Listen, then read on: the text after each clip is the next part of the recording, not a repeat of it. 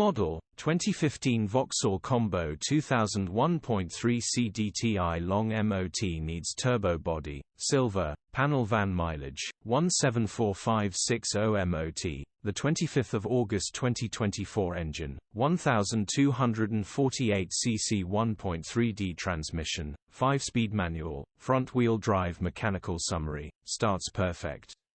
Runs underpowered. Turbo needs replacing. Gearbox, drivetrain, transmission perfect.